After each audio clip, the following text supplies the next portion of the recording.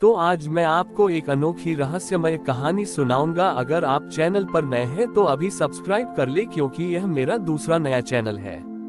तथा कहानी पूरा देखे, अंत में एक अनोखा रहस्य छुपा है। धन्यवाद। तो सुनिए। प्राचीन समय की बात है। सत्यपुरी नामक नगर में कर्मवीर नाम का एक व्यक्ति रहता था। जैसा कि उसका नाम था, वह अत्यधिक परिश्रमी था। उसका मानना था कि ईश्वर केवल उन्हीं को मिलते हैं जो कठोर परिश्रम और लंबी यात्राएं करते हैं। वह महादेव को खोजने के लिए अपने घर से निकला और उसने संकल्प लिया कि वह दुनिया के हर शिव मंदिर के दर्शन करेगा और कभी रुकेगा नहीं। कर्मवीर वर्षों तक चलता रहा। उसने हजारों किलोमीटर की यात्रा की, नंगे पांव कांटों पर चला, बर्फीले पहाड़ों को पार किया। वह इतना व्यस्त था कि चलते समय वह न तो किसी प्यासे को पानी पिलाता और न ही किसी थके हुए व्यक्ति की मदद करता। उसे लगता था कि रुकने से उसका पुण्य कम हो जाएगा और महादेव उससे दूर हो जाएंगे। एक दोपहर जब चिलचिलाती धूप थी, कर्मवीर एक ऊंचे पहाड़ की चढ़ाई कर रहा था। तभी उसने देखा कि रास्ते में एक बूढ़ा व्यक्ति एक भारी पत्थर के नीचे दबा हुआ था और कराह रहा था। कर्मवीर ने उसे देखा, पर मन में सोचा, अगर मैं इसे बचाने रुका तो सूर्यास्त से पहले शिखर पर स्थित महादेव के मंदिर नहीं पहुंच पाऊंगा। मेरा नियम टूट जाएगा। वह उस वृद्ध को अनदेखा कर आगे बढ़ गया। जैसे ही वह मंदिर के द्वार पर पहुंचा और उसने गर्भ से गर्भगृह में प्रवेश किया, वह दंग रह गया। वहां शिवलिंग तो था, पर उस पर कोई दिव्य चमक नहीं थी। मंदिर उसे एक साधारण पत्थर के कमरे जैसा लगा। कर्मवीर रोने लगा, प्रभु, मैंने इतनी कठिन यात्रा की, एक क्षण को भी नहीं रुका, फिर भी मुझे आपकी अनुभूति क्यों नहीं हो रही। तभी मंदिर के भीतर से एक शांत और गंभीर स्वर गूंजा, रुको कर्मवीर, पीछे मुड़कर देखो। कर्मवीर ने पीछे देखा तो वही बूढ़ा व्यक्ति जो पत्थर के नीचे दबा था, मुस्कुराते हुए उसके पीछे खड़ा था। देखते ही देखते वह वृद्ध साक्षात महादेव के रूप में परिवर्तित हो गया। महादेव ने कहा, ग्रेटर देन व्हाट्स, तुम मुझे पाने के लिए दौड़ रहे थे, जबकि मैं तुम्हारे रास्ते में खड़ा तुम्हारा इंतजार कर रहा था। तुमने यात्रा को ही धर्म मान लिया और उस करुणा को भूल गए जो मेरा असली रूप है। जो किसी पीड़ित की सेवा के लिए रुक जाता है, उसकी यात्रा वहीं पूरी हो जाती है। मैं मंदिरों के शिखर पर बाद में पहुंचता हूं, पहले उस हृदय में पहुंचता हूं जो दूसरों का बोझ उठाने के लिए झुकता है। Greater than. कर्मवीर को अपनी भूल समझ आ गई। उसने जाना कि भक्ति का अर्थ केवल चलना नहीं, बल्कि सही दिशा में रुकना भी है। उसने अपना अहंकार त्याग दिया और उसी पहाड़ पर रहकर असहाय यात्रियों की सेवा करने लगा।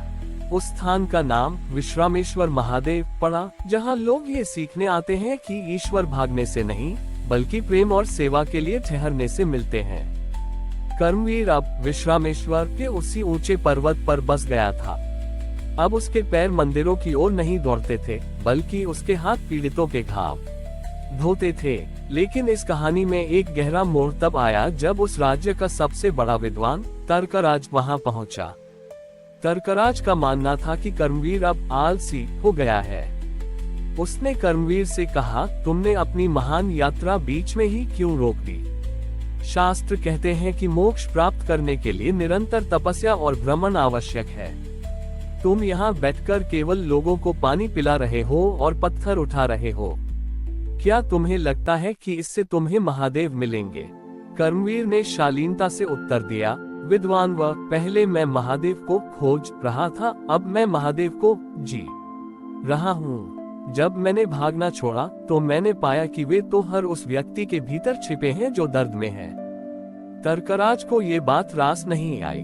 उसने एक कठिन परीक्षा का प्रस्ताव रखा।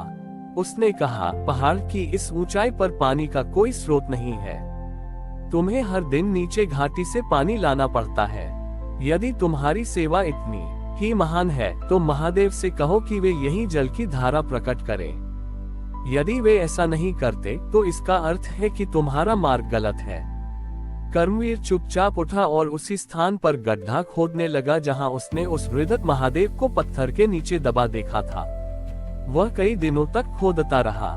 लोग उसका मजाक उड़ाने लगे, देखो यह पागल पत्थर में से पानी निकाल रहा है। तर्कराज दूर खड़ा हंस रहा था। 7वें दिन कर्मवीर की कुदाल एक बहुत ही सख्त चट्टान से टकराए। वह चट्टान नहीं टूट रही थी। कर्मवीर थककर चूर हो गया, उसके हाथों से रक्त बहने लगा।